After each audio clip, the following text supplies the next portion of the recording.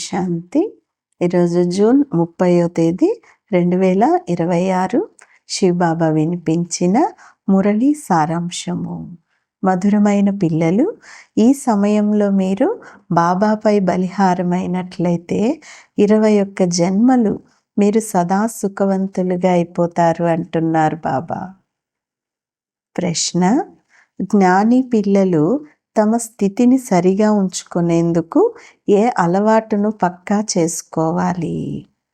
సమాధానం: ఉదయమే లేచే అలవాటును పక్కా చేసుకోవాలి. ఉదయమే లేచి బాబా స్మృతిలో కూర్చోవటం చాలా మంచి ధారణ.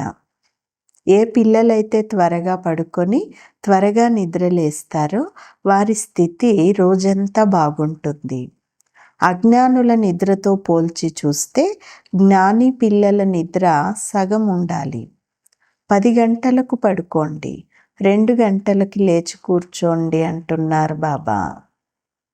ఈరోజు పాట: నాకు ఆధారం ఇచ్చేవారు భగవంతుడు. మంచిది. మధురాతి మధురమైన అపురూపమైన పిల్లలకు తల్లి తండ్రి బాప్దాదాల యొక్క ప్రియ స్మృతులు మరియు గుడ్ మార్నింగ్. ఆత్మిక తండ్రి ఆత్మిక పిల్లలకు నమస్తే. ఆత్మిక పిల్లలు ఆత్మిక తల్లి తండ్రికి ప్రియ స్మృతులు, గుడ్ మార్నింగ్ మరియు నమస్తే. నమస్తే. ధారణ కొరకు ముఖ్యమైన సారం.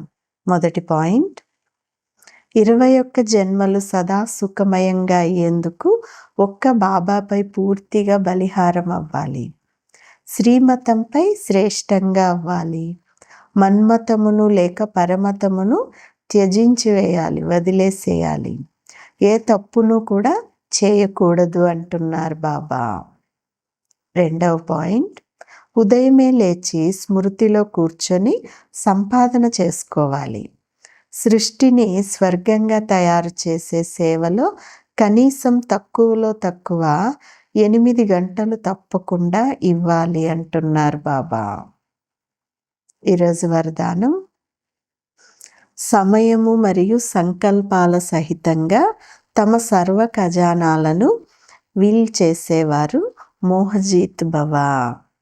వరదానం యొక్క వివరణ: ఏ విధంగా పిల్లలకు సర్వస్వమును వీల్ చేయటం జరుగుతుందో అలా మీరు కూడా బాబాను మీ వారసుడిగా చేసుకొని సర్వస్వమును వీల్ చేసినట్లయితే విల్ పవర్ అనేది వచ్చేస్తుంది. ఈ విల్ పవర్ ద్వారా మోహము స్వతహాగానే నశించిపోతుంది. ఏ విధంగా సాకార్ బాబా పూర్తిగా తమను తాము వీల్ చేసేసుకున్నారో అలాగే మీ యొక్క స్మృతి ఏదైతే ఉందో, సమయము మరియు సంకల్పాల ఖజానా ఏదైతే ఉందో దానిని వీల్ చేయండి. అనగా శ్రీమతం అనుసారంగా సేవలలో వినియోగించండి. అప్పుడు మోహజీతులుగా బంధనముక్తులుగా అయిపోతారు అంటున్నారు బాబా. స్లోగన్: పరస్పర స్నేహులుగా అయ్యేందుకు సరళతను మరియు సహనశీలత గుణాలను ధారణ చేయండి. అవ్యక్త సూచన: సదా హర్షితంగా ఉండేందుకు మీ స్వభావాన్ని సరళంగా చేసుకోండి, సహనశీలులు కండి. సదా సంతోషంగా ఉండండి, సంతోషం అనే ఖజానాను పంచండి. సంతోషపు అలను అందరిలో వ్యాపింపచేయండి అనేది బాప్దాదా యొక్క వరదానం. మీ ముఖంపై ఎల్లప్పుడూ సంతోషానికి చెందిన చిరునవ్వు మెరుస్తూ ఉండాలి. ఇలా హర్షితముఖులుగా ఉండండి.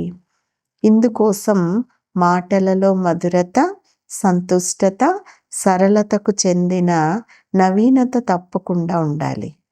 బ్రాహ్మణ ఆత్మల యొక్క మాటలు సాధారణ మాటలుగా ఉండకూడదు. ప్రతి కర్మలో ప్రతి ఒక్కరూ ప్రాప్తిని అనుభవం చేసుకునేలా అంతటి నవీనత ఉండాలి అంటున్నారు బాబా. మంచిది. ఓం శాంతి.